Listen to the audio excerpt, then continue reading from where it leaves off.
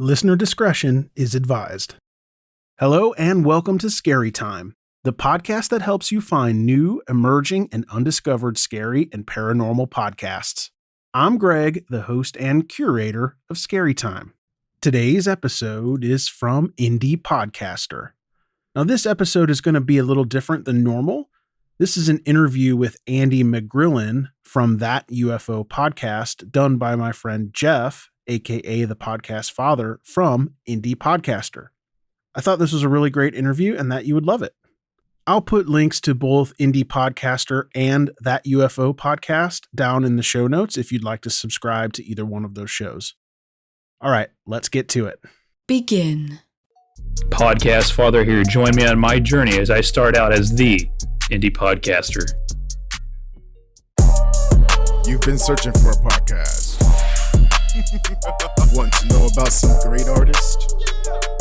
You've come to the right place. Indie Podcaster with your host, the podcast father.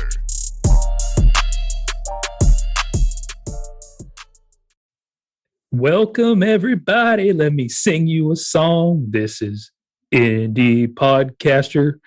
I'm Jeff. Mike, you're with me. How did the podcast father just sound singing? Was that Dude, that was good. Before you even asked me how it was, I was thinking, this is so nice, because that's exactly how I start most of my podcasts, but I never mean to. I just hit the recording button, and sometimes you just sing. It just comes out. It was good, though. Thanks. It was real. It came from the heart. So real. Genuine, yeah. So like I said, I'm Jeff, a.k.a. Podcast Father. Mike's with me. He's from the podcast, his own podcast, The Link, a podcast with Mike.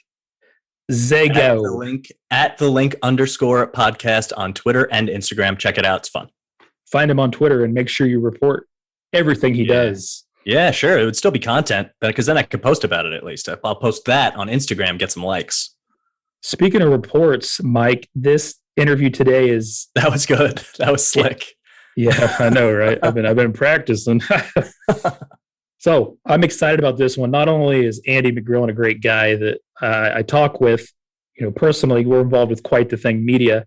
His podcast, That UFO Podcast, is really starting to get big. And it makes sense, right? Because everything going on with the world, all these task force reports we're seeing, this subject is really gaining popularity. It's insane. It's insane that COVID happened. And I feel like the world just kind of snuck in. Oh, by the way, UFOs exist. And everyone's like, all right, well, we got stuff to do, man. We can't deal with this right now. And now that we're coming out of it, we're like, wait, remember when they said UFOs just exist? And this is like one of the best places to go for it, because they interview the top people. There's always interesting stories. It's hard not to be interesting when talking about this. The one thing I am annoyed by, though, are they changing it from UFO to UAP? Is that a thing? You know about this? Yeah. It I don't know if they're changing it. I think it's just, I guess they did, but I think it's a personal preference too, because there's still people that say UFO. I say UFO. I know. I'm trying to figure out who UFO offended. You know what I mean? Did someone see like a bird we didn't recognize and be like, that would be a UFO? And then someone got mad because it's not an alien? Someone's got to explain it to me. That said, this is a super interesting podcast. It's really fun. It lets you put on your tinfoil hat a little bit, but then again, the stuff is real and it's literally documented by experts. So it's this weird feeling you get, but it's really cool. Damn it, Mike. This isn't Signs with Mel Gibson. This is legitimate. No, that's what's so cool about it. It's like, it feels like 20 years ago we would have thought that it was insane. And now we live in this world where we have documented stuff and experts who can report on these things and you get to hear about it. It's awesome. What about you? You have any experiences with coming across a UFO or anything like that at all? I have enough trouble getting through my day and figuring out what to eat for dinner and record the podcast. Well, you don't leave your apartment. So you don't leave your apartment. I mean, not much, but it's hot up here. And then I go outside and it's hotter out there. It's like, come on, can we get back to winter? No one has ever said that. It's not real. I meant it, but I also didn't mean it. I take it back. Before you get off on more of a soapbox, let's dive into this interview with Andy of That UFO Podcast. You will enjoy it. But before we start that, give me a second to take care of a little business. Myself and this podcast are proud members of Quite the Thing Media. Make sure you're checking out Quite the Thing Media. Go to quitethethingmedia.com. If you want to go to my personal site, it's actually at Quite the Thing Media. quitethethingmedia.com/podcastfather. There you can request to be on this podcast as a guest. Also, a review from me on site. Make sure you're checking out all the great original podcasts on site and the independent creators on site, quitethingmedia.com.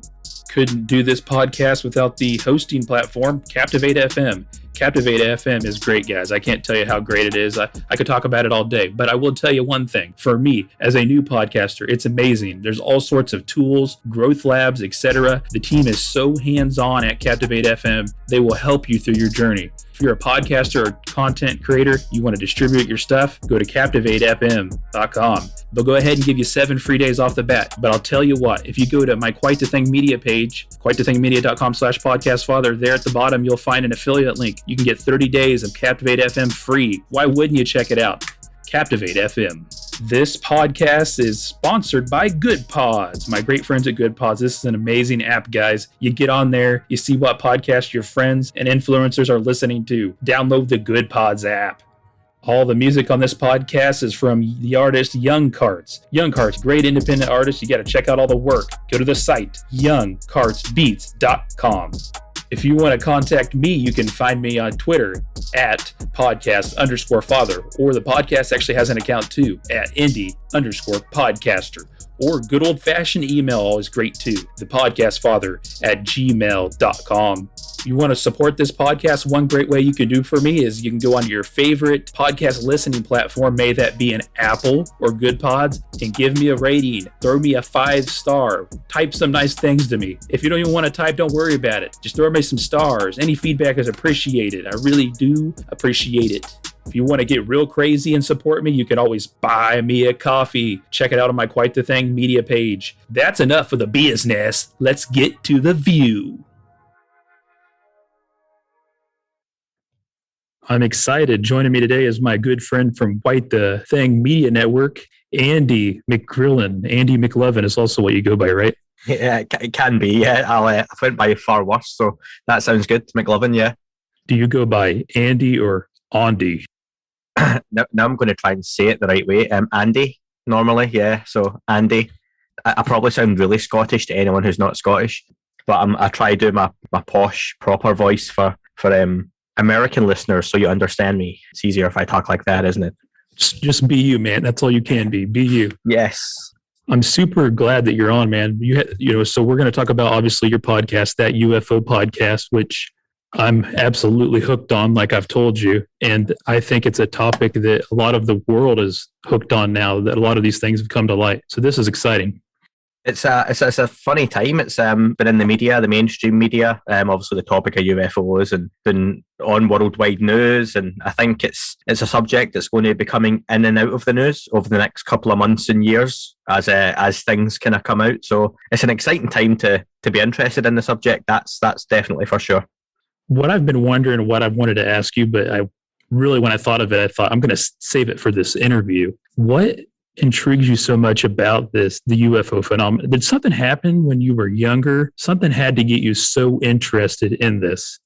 I think it was my second alien abduction. I'm joking. I think the main thing for me is when I was about 10 or 11. I was leaving. I suppose I don't think you've got it in the US, but the Boys Brigade. It's a bit like the Scouts sort of thing, but it's like one of those kind of groups. And Gotcha. I was leaving that winter's night, 9 o'clock-ish, and I was crossing the road in a really built-up area, lots of houses, so it's not out in the middle of nowhere. Dark sky, quite starry, and I was with 4 other people, my sister, my friend, my mum and my friend's mum, and we were crossing the road. I was about 10, 11, 12, and along the road, about half a mile, maybe not even that far, not in the sky, but on the ground behind the houses, there was a huge object spinning.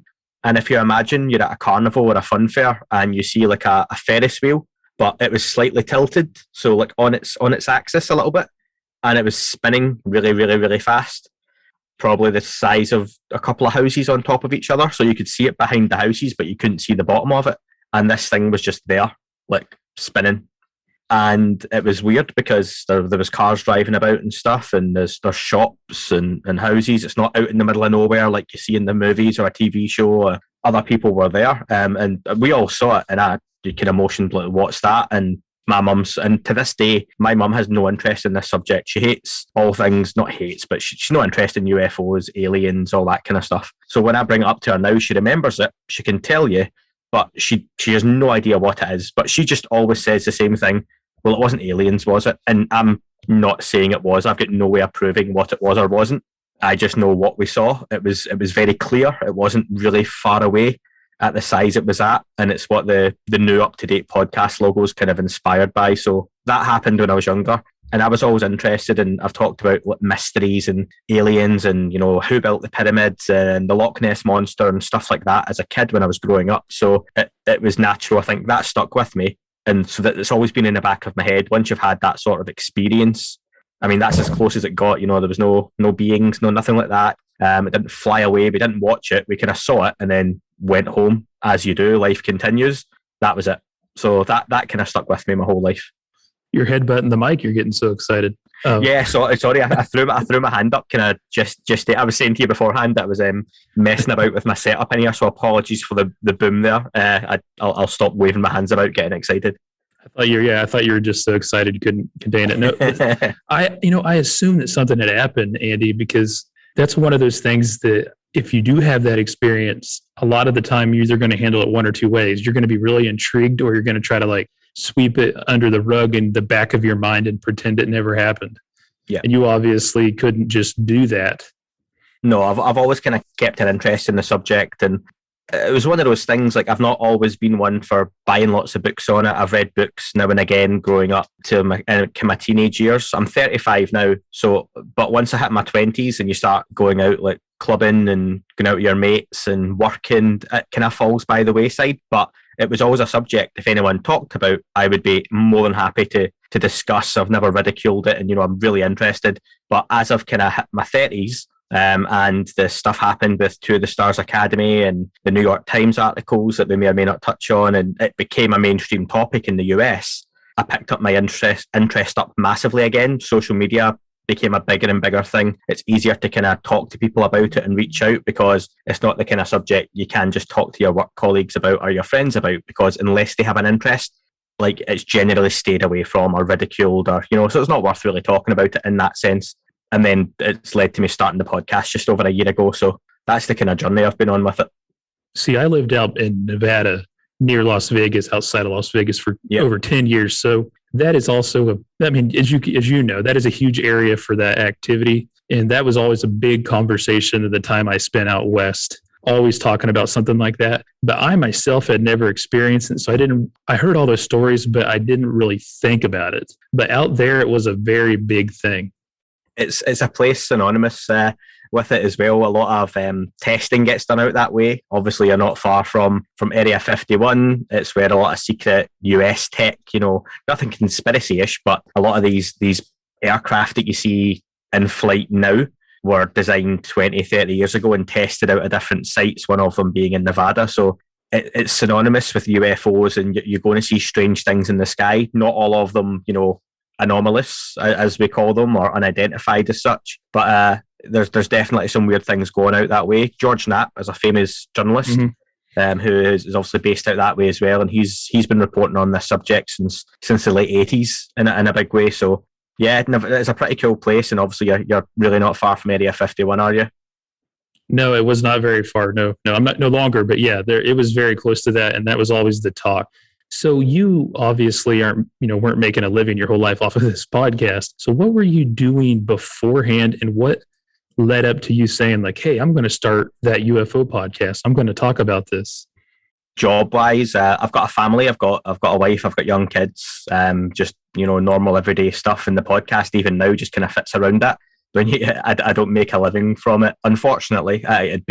It would be a dream to do this a lot more regularly and devote even more time to it. But I've got a full-time job. I work 40 hours a week. I train people in a telecoms company.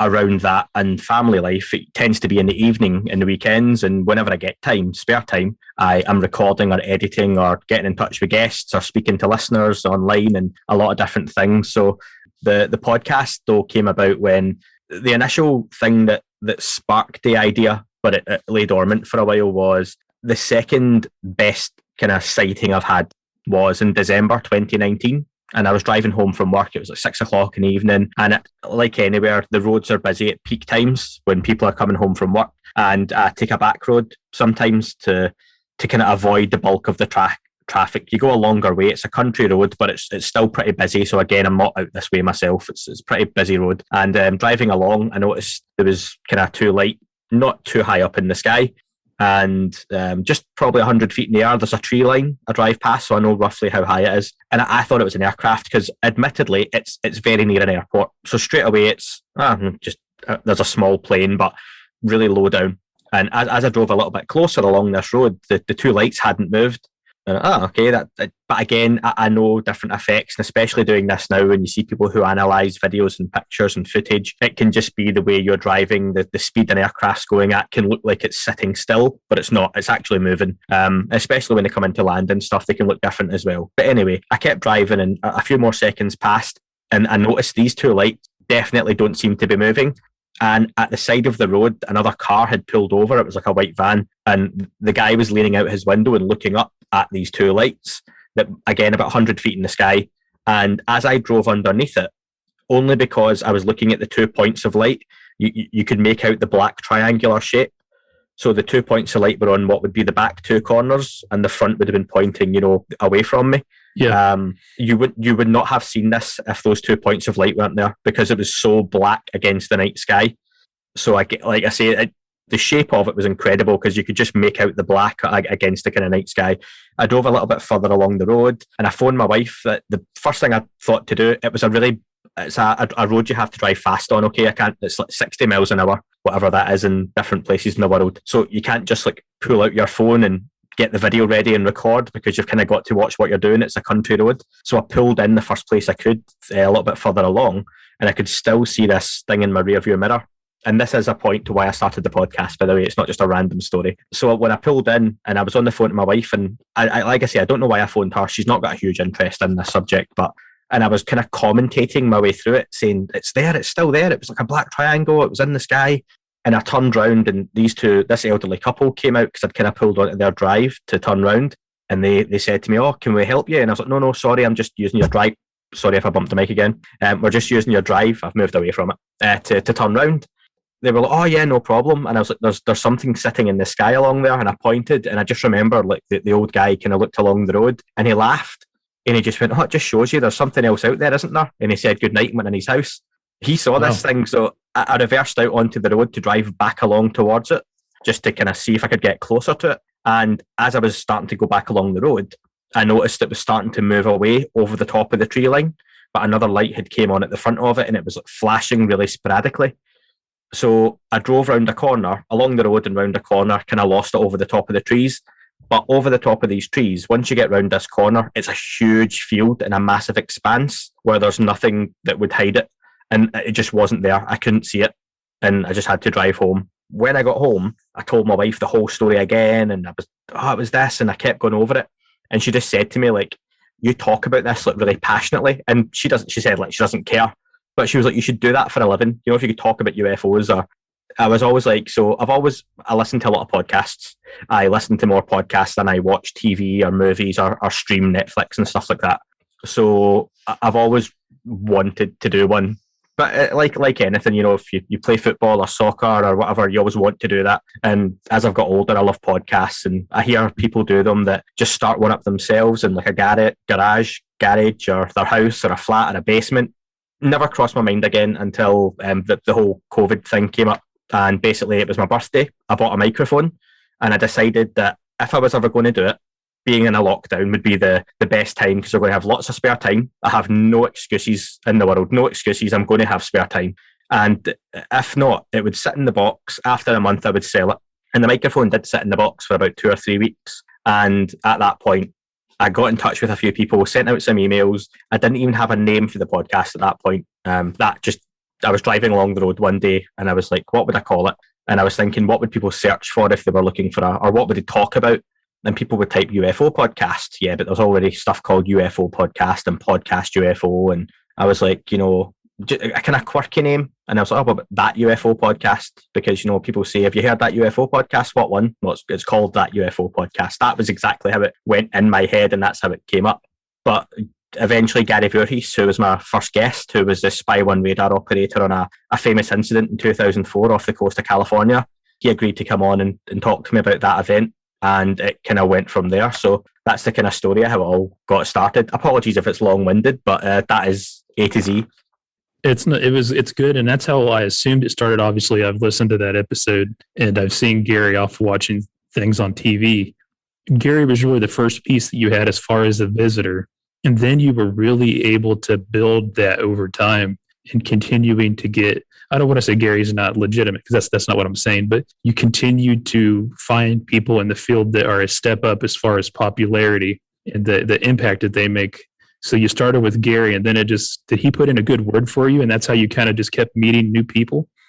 Not at first. So I reached out to Gary, and he was really good. And the idea was if 20 people listen, because I've got no background in any of this, and I know sometimes people start these things and they've been on TV or they've had another podcast or all different manner of things. And I literally did start from nothing. I had a YouTube account that I was going to use to post UFO pictures with 70 followers that I never used. Gary came on, I broke down the event with him. I had bullet points and some notes on a notepad, and I thought it would last 20 minutes, and it lasted 2 hours talking to him. I put it out and really roughly threw it together. The editing stuff, I learned all that myself. It was painstaking the first couple of times doing it, because it was a lot of YouTube videos and trial and error.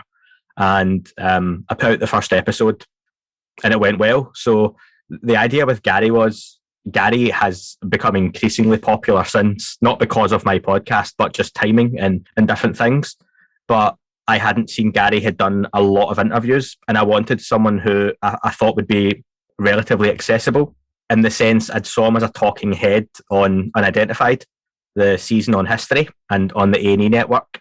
And I thought, he's not done a whole lot. I Googled him. He'd done 1 or 2 other interviews. Maybe he'll come on if he's not overwhelmed with requests. And he seems a really nice guy, and he was, and he is. And I still keep in touch with him now. And then the same for Sean Cahill. Sean Cahill's blown up to the point he's on Fox News, CNN, Good Morning America, UK television, Australian, Irish, all over the world. And Sean Cahill is now a good friend as well. But these guys at the time were just starting to get their names out there. And be asked a lot more about different events and incidents. And I think they've become trusted. And I was just lucky to kind of get them early as they kind of made their names and their kind of way into the world of UFOs. And from there, honestly, I just reached out to people. And maybe there's a massive element of luck with it, that as the audience grew pretty quickly, it was a case of, I just felt I was kind of bumping up the guests. And Tim McGrillen was probably quite a big one to get. He was my 5th guest. And really good journalist, really serious journalist on a lot of different topics, particularly when it comes to the US military, US Department of Defense, UFOs, UAPs, as they're known. And that kind of helped me take a step up in who would come on. And I think the reputation I started to get was that, as the guests would tell me at the end of the recordings, off air, which was really nice to hear. And it was always one thing for myself. I don't usually talk about this, but I will. I really enjoyed that. Your questions were actually quite refreshing, or it was a little bit different. I wasn't copying anyone's style. I listened to a lot of different interviews and things like that for different subjects. So I think I've just got a bit of a mishmash of all different things I've heard, and that kind of makes up my interviewing style. So that's done me well. I've always been really polite and courteous, and I've not had many people refuse to come on or not get back to me in that sense, which is really nice. So it's in a really good place now, and very quickly I think I managed to get an audience or a guest list that other guests have seen, and I think to realise it's a pretty credible platform to come on and talk. Absolutely, I agree 100%. And because of you, I actually have watched Identified and all these things that you're talking about. And crazy enough, I actually know these individuals that you're talking about. I don't know them personally, but I know them from this. So yeah, I've listened to the majority of these episodes, man, and I love it. It's so intriguing. I think the George, as we talked about, he was an awesome interview to me, because he just has that style and that personality. I really enjoyed those. I mean, do you still keep in touch with George? Yeah, the George Knapp interview. So the podcast started April. Well, I say started. I done the first interview in April 2020, and it was published on May the 1st on Audio Boom. And then kind of from there, it's kind of went on. But it's really weird, like you say, those people that you see on those programs that I was the same, that I watched that first series, and now I've got those guys' phone numbers and I keep in touch with them, and it's so strange. And the A&E network, I've got press access with them now, and I keep in touch with the press officer there. And so yeah, I'd love to say that I had this grand plan or way of getting all these contacts and this stuff to happen, but it's probably just been luck. But George Knapp, again, someone I've followed for years, especially, he's a very, very credible, well-known journalist and personality, especially when it comes to UFOs. He's done so much hard work and research over the decades. He actually interviewed me first on his Mystery Wire YouTube channel as part of a group I created or co-created called UAP Media UK, which is a group about getting the UK press and politicians to try and engage in the UFO subject seriously. It's very, very difficult, let alone anywhere in the world, but the UK is so hard to have that conversation in any serious way in the mainstream media. And George Knapp reached out to our group through his producer, and we were on his show, and he had heard about mine, which he mentioned on on his podcast, and he said, I'd love to come on and be interviewed by you sometime, which I was, yep, that would be a dream, and it very quickly got arranged. So it was amazing to speak to him and ask him questions, and because that's his whole life. For him, it's so natural, he just does it, I imagine, with almost no prep now whatsoever. But yeah, so that was pretty cool. But it was nice to have him interview us first, and then for me to interview George. I do want to take another second here to talk about the sponsor of this podcast, Good Pods. Like I mentioned earlier in the intro, you can see what podcasts your friends and influencers are listening to. This app is great, and the creators and team Good Pods are very serious about making you the greatest listening experience for podcasts, not only just the quality of the audio listening piece, but also the social aspect. This is a really awesome app. I can't suggest it enough. I'm very involved in there. They're very dedicated to podcasters, independent podcasters, and listeners. I have a couple groups on there you should go check out. The Indie Podcasters group, highlight indie podcasters, obviously. I've also recently created a true crime group. I'm a big true crime fan. You should join both of those groups. And every week, we do pick podcasts out of the Indie Podcasters group to highlight in the recommended section. But once again, I'll say it again, the Good Pods team is a great team of people. I can personally vouch for them, but they're also dedicated to making this app as good as possible. You can talk to them on social media directly. They will respond. They take all recommendations very serious. There's a great team at Good Pods. Make sure you download the Good Pods app and listen to your podcast there. Let's get back to the interview. Yeah, to me, he's been the one that I have seen talking publicly about it for so long. So when I heard that episode, I immediately made that connection as far as him being the ultimate press professional in regard to this topic. That was just super awesome when you got him. But you worked your way up, and I'll let you speak to it, but I could guess that there was one person that you really wanted to interview. And I'm going to let you go from there because you're probably guessing what I'm thinking. How did you get to that? Yeah, so the February, before I spoke to George Knapp, I managed to get Luis Elizondo, who is the main guy who ran the Department of Defense, the Pentagon's UFO program called ATIP. And this was all part of a big story that broke from the New York Times in 2017 in December. And he was part of a group to the Stars Academy. People can research and look into all that backstory and who was involved. But he basically was the guy he left his job in the government, a job he loved, and came out and said, these things are real. There's something flying about. It's basically taking the piss out of our military. Our military can do nothing with it. They fly around, they mess about with our equipment, and we don't know what they are. We don't know who controls them, and it needs to be investigated and taken seriously. So Lou Elizondo is just, again, he's on all those documentaries, and he's a guy that I really look up to and respect for what he's come out and said and what he's done. And in some parts, he's a controversial character. I think anyone in this subject of UFOs is scrutinised really heavily because it's very divided as to what people believe and what they think. And obviously, when you've got a guy coming out saying, I ran the US government's UFO program, which they denied for decades they had or had any interest in, then that's a pretty big deal. So yeah, I was really fortunate. Sean Cahill, who was my second guest, I've kept in touch with for a long time, and I still we catch up regularly, and he comes on the podcast quite a lot. He's really close with Lou, and that's how I got the connection with Lou. But it's nice to have the opportunity now that I can reach out to Lou on a one-to-one basis and ask him for comments or quotes on any breaking stories. That I don't bug him. I think he does a lot in the media, and he's so nice. He says yes to a lot of people. It's nice to have that relationship as well with Lou now, that he was like my number one on my guest list. I want to speak to Lou Elizondo. That guest list kind of rapidly, my bucket list for guests got used up pretty quickly. And I think the only two left off of that from year one would be Chris Mellon, who was the former Undersecretary of Defence for the US, who is a colleague of Lou Elizondo, and Tom DeLonge, former Blink-182 frontman, but also has a heavy interest in the subject as well. So there's a few new names on that wish list. You touched up on it. When they come forward with something like this, it's a little bit different than with you or I do. Chris Mellon, Lou, all these guys that have had big time names in the government. I can only imagine the scrutiny they've faced, and they've kind of been, I guess it's a simple term would be disowned.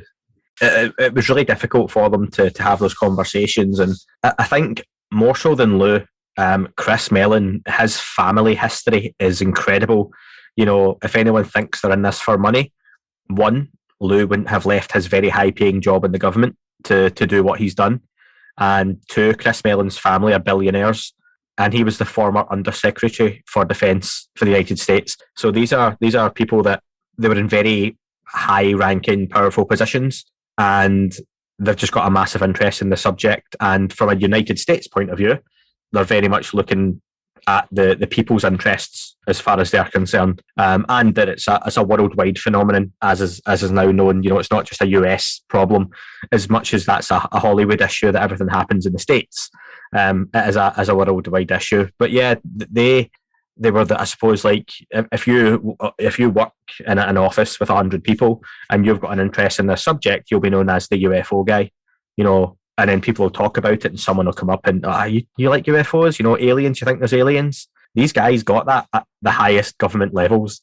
So yeah, and they've been privy to a lot of information, and that's not to say they've seen all the files and know everything that's going on, but they've probably got a pretty good idea and understanding of how they want to drive the conversation. I think they've been very clever and very tactical, very strategic about how they've gone about this in their business. But they're very well respected men. Yeah. So what about you, Andy? Did you face a lot of scrutiny growing up? Were you hesitant to bring this up and discuss this with people? Because I know for myself, when something's on my mind, it's really hard not to talk about it if I'm passionate about it. I think for me, it was a case of I've never had an issue talking about it. It was more that if it was brought up, I wouldn't shy away from the conversation. At any age, I've got no problem saying, I maybe can articulate it better now, and, you know, having focused on it more, especially the last year with the podcast and everything, and speaking to different guests and helping me shape and form opinion as I've gone along. But even growing up, I've never been afraid to say, well, why wouldn't there be something else out there? You know, yeah, but it's not aliens. Well, why not? Because everyone just thinks of, they can't do this because we can't. And it's a very human way to look at a solution. You know, we can't do it, so they couldn't. Yeah, but it's too far. Okay, it's too far for us. Yeah, you couldn't travel at that speed. Yeah, okay, we can't travel at that speed. You know, why would they come here? Well, why do we send a rover to Mars, which is now sitting in a crater, sending a little toy helicopter up in the air every couple of days? That sounds crazy. Why would you do that? But, you know, humans have done it. So it's just we're trying to comprehend things from a human perspective. And that's not to say that these things are necessarily ET or extraterrestrial, which is your basic, you know, aliens coming from another planet. I think as you get into the subject and you look past that, it's just, what if it's something else? What if there's more to it than aliens come from this planet to us in flying saucers, just to use that term, okay? It seems there's a lot more to it than that. And there's a lot more going on than I think people would realise or understand. So you've never had an issue talking about it necessarily, but you didn't go out of your way to start a conversation about it throughout the years. Yeah, rarely, unless the time was right. You know, it's not something I wouldn't start day one of a new job or be out with friends and say, let's talk about UFOs, let's talk about aliens. It was just, if it came up, then I'm happy to have that conversation. More so now. I think a lot of my friends don't know I do this still. Not that I hide it from them. I'd say like my close friends know, but work colleagues and other people like that. Not that again I've hid it. It's just I've not gone out my way to. Oh, I've got a podcast. That's it. When I first started it, if it came up in passing, what have you been up to? I started a podcast because I was, lockdown and stuff. Early days, yeah, but I've got a lot of people who know me that probably still don't know I do this. Interesting. Well, I mean, your podcast has really benefited from like all the activities that are going on, like you've said, but you've also worked pretty hard to build it. How do you find the time to do that with working and family? And in my opinion, you correct me if I'm wrong, but you're going to agree. There's a lot of research that goes into something like this. How do you find the time to research? I think the answer might be I see you online at all times of the day. Honestly, it's just like, for example, if I'm going to be listening to or speaking to a guest, I'll listen to some podcasts I've done from different points of time. So if I'm walking my dog or driving in the car, like I've dropped the kids off at school, I'll put one of those on and I'll just listen to bits and pieces and I'll make notes on my phone. Sometimes I'll reach out to my regular co-host, Dan, and I'll ask him, can you get me some stuff on this guest? What would be a good direction to go? I do have sometimes guests that I don't have too much time to research. So I'm pretty good, I suppose, if you look at things that I do well, because the podcast's successful. So it'd be stupid of me to sit here and go, oh, it's all just luck. So there must be something I'm doing or some things I'm doing right. I think I've got a bit of a knack for just asking the right questions. Just start a conversation and seeing where it goes. I try and not overly script or write down too much for my interviews and stuff. Because for me, it's one of the reasons I did start the podcast about UFOs, because it was going to be football/soccer or UFOs. That was the two options. And there's a whole load of football podcasts already. For me, this again is something I'm really passionate about as well. I listened to a few other podcasts and I would get frustrated that they would have a guest on that I was really interested in hearing. One, it would always be the interviewer talking like too much. If it's an hour-long interview, I don't want to hear half an hour of the guest and half an hour of the interviewer. I want to hear the interviewer for 5 or 10 minutes at most, and I want to hear 50 minutes from the guest because it's them that really interest me. And I think that's the same with my podcast, that people aren't tuning in because it's Andy speaking to Luis Elizondo. They want to hear him, so I try and ask the questions and sit back, which people seem to appreciate that style of things. And what I would hear as well was people would ask a good question. Everyone can sit and write down an interview. Anyone can do that. And more in the last year, I think I started the podcast at a good time, that this was just before it really hit the media big. So it wasn't like I was jumping on a bandwagon, which in the last few months, there's been so many UFO podcasts I've seen just crop up. And they're all doing the same thing. And it's not that there shouldn't be more podcasts. There's room for thousands of podcasts on each subject. However, people will just hear someone else and they go and do the same format, the same type of guest, the same conversation. And it's not being themselves. It's like you have to kind of find a niche. So there's been a lot of that going on. But again, when you ask a guest a question, like I say, you can write down 100 questions, but it's the follow-ups that come up naturally within the interview. And there would be times I would hear, the host of a podcast ask a question, the guest gives a really good answer, and you hear something, you think, oh, follow up on that. That's really interesting. He said that, and the interviewer just moves on. And it's like, but he mentioned this, and for me, that's the difference where I can sit and speak to people and follow up on the moment. I don't have to have it written down in front of me or have a prompt. I don't mind, because even like I'm doing now, I just go off on a tangent, okay, which is your podcast, so this one's your problem. But on my podcast, it's like, well, do you know what? I had this question next, but I'm going to ask this instead because you said this, and that's really interesting. Tell me more about it or follow up on it. And that's the way I kind of like to go on the podcast as well. So that's kind of helped out a little bit. And before we were recording, we were talking about that, how I was telling you, like, well, I don't have anything set really. I'm just going to live in the moment and go for it. So a follow-up, as you're talking about, what about the intimidation factor? You actually speak to some high-ranking previous government officials. Were ever a few times when you thought, and I've heard you ask a few pretty questions that could be considered intimidating by some. How did that feel doing that? Were you nervous? No. The only 2 interviews I've done where I was nervous, but it was kind of nervous excitement for Lou Elizondo, and a bit of the same for George Knapp. But with both of those, even after I start recording, I'm fine. I don't get the nerves. I've always been pretty confident talking to people. Anyway, I can talk and talk and talk. You know, it helps when you've got a podcast. But yeah, it's never bothered me. I think as I've gotten older as well, you kind of realise no matter what jobs people are in, they're just people. I think the beauty of having a podcast and recording it as well, not that I've ever had to do this, but if it goes badly, no one has to hear that. You know, if it's me and you talking right now, and at the end of this, you know, you think this is the worst podcast you've ever heard, or, you know, this is the worst conversation you've ever had, it doesn't ever have to go out. So I think there's always that safety net for me of, it doesn't matter. You know, I do very little editing on the podcast anyway. I think it's just keep the natural conversation going, and what happened. And that's the way the conversation went. If a question kind of dies a little bit, then so be it. That wasn't the best way to go. Find something else. So it's kind of natural that way. But other than a little bit of nerves or butterflies before a couple of recordings, I've always just been happy to sit and it's just me and that person talking. And honestly, I think I would be okay if it was live as well. I think I've just uploaded my 102nd show in what will be 14 months. And I know that sounds like a lot, but some of those were like 15-minute breaking news podcasts, or half-an-hour discussions, or 45-minute breaking news podcasts. The interviews tend to go an hour to 2 hours. So yeah, I've done quite a lot in a short time already, but I think I've kind of got a rhythm with it now as well. That again, if I manage to get Chris Mellon, I'm a little bit nervy for that maybe, but it's just you and them having a conversation. That's the way I look at it.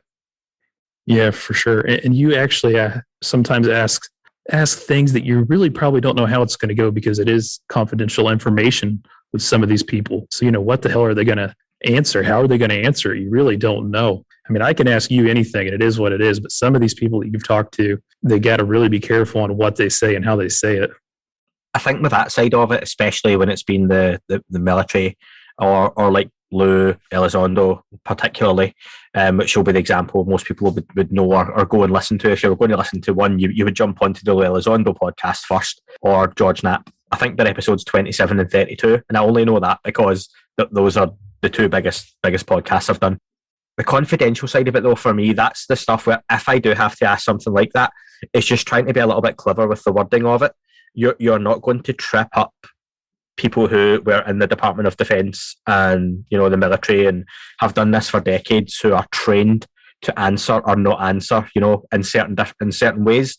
So no matter how good I am at interviewing, they're not going to slip up and tell me something. So there's no point in asking them, oh, so are there aliens? Stupid question. The people say there's no such thing as stupid questions. There is. Or you'll ask them, so have you ever seen a flying saucer, or have you seen a spaceship? What's the point? Because they're going to say no, or I can't answer that. So you can do the whole asking a question that sounds like, oh, that would be really interesting, but you're not going to get an answer to just for the sake of it.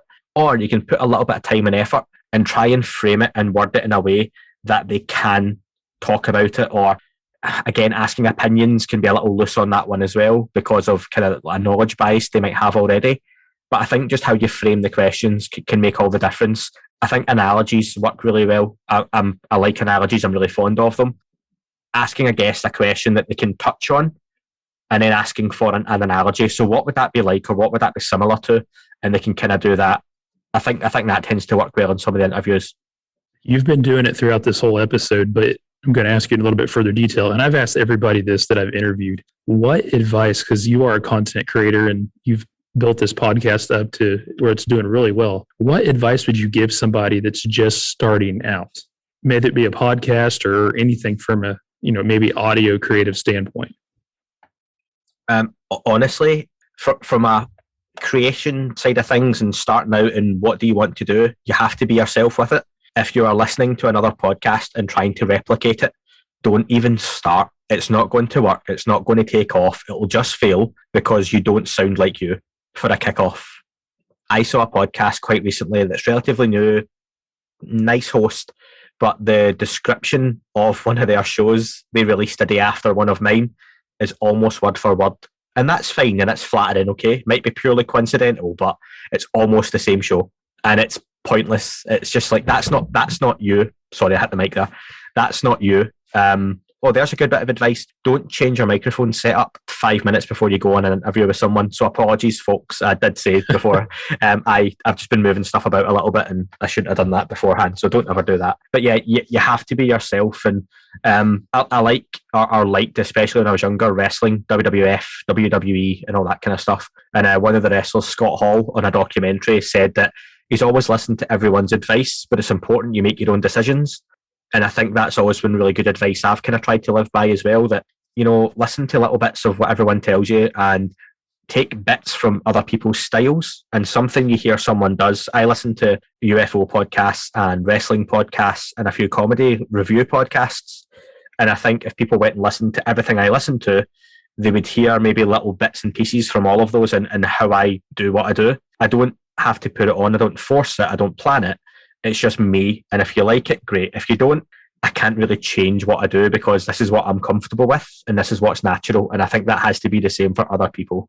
From a technical standpoint, I think you have to put in a little bit of effort when it comes from, what the podcast sounds like, the quality of it.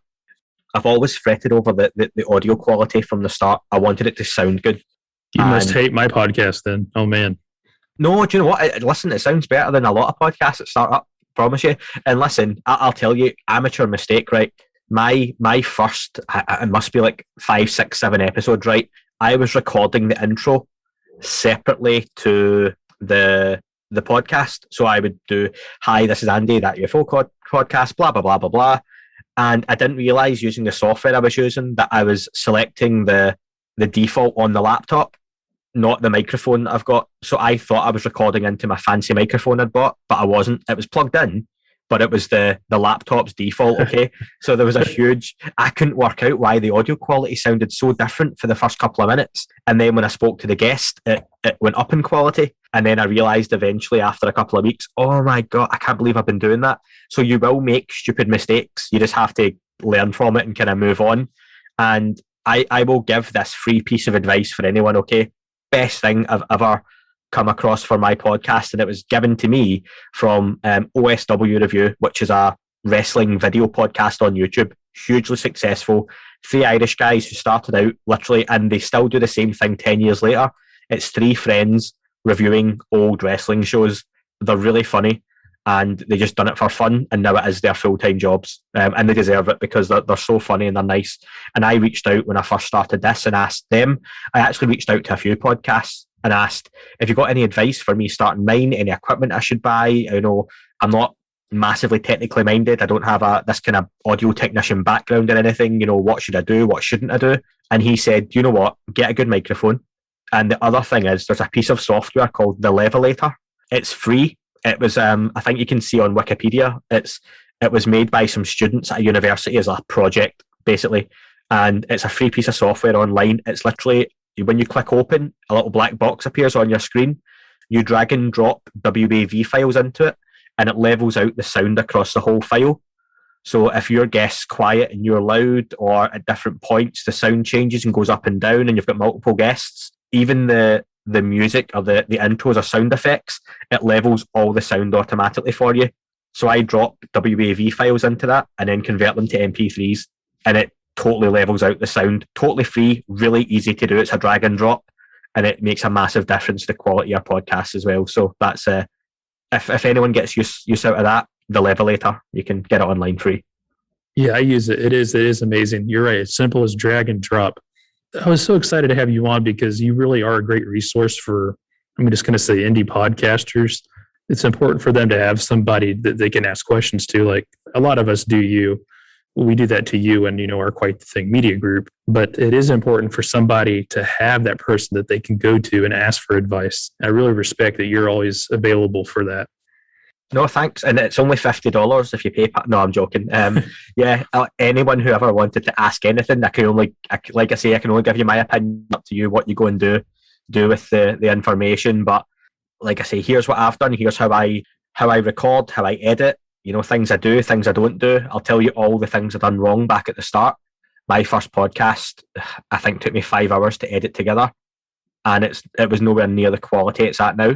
And I don't mean the content of it. Gary was great, but do you know what? Even then, there's something like, as you get confident, don't compromise the quality of your podcast as well. Gary was a really good guest, but at the time he recorded, because of the time difference from UK to California. He's got a kid. I've got kids. I know what it's like, but I'm lucky I've got a separate space to record. He had his kid in the background, so throughout the whole podcast, you hear the kid and the noise and stuff like that, and that's not his fault. He can't help that.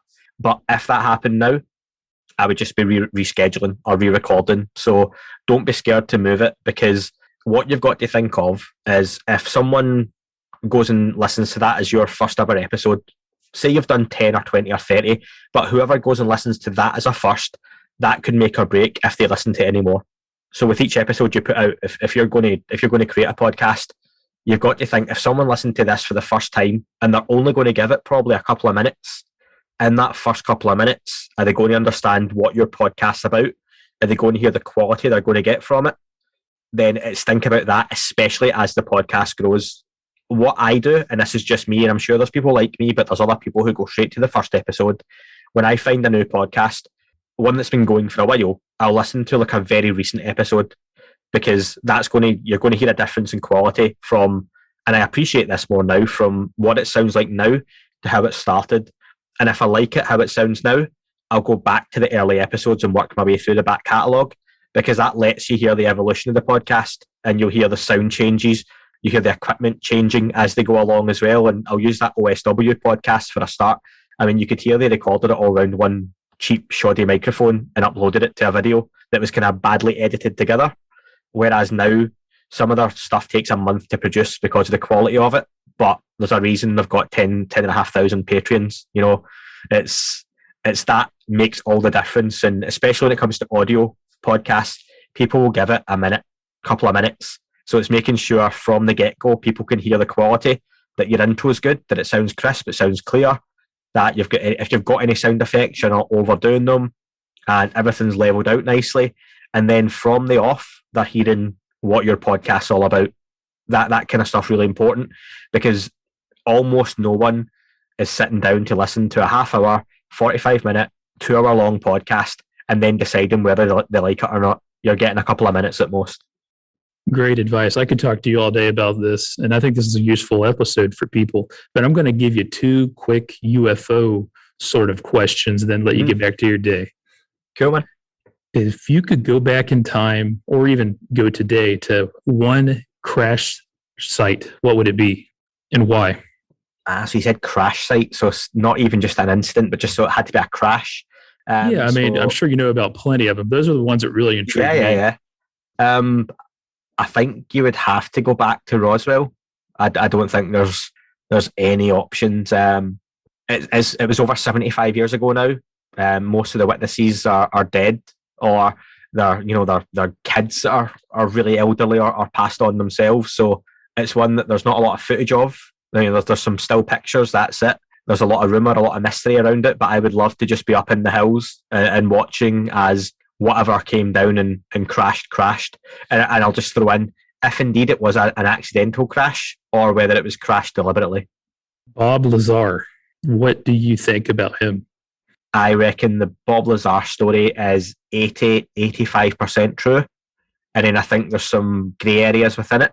I think he did work there. He did work on back engineering some exotic materials and potentially an ET spacecraft.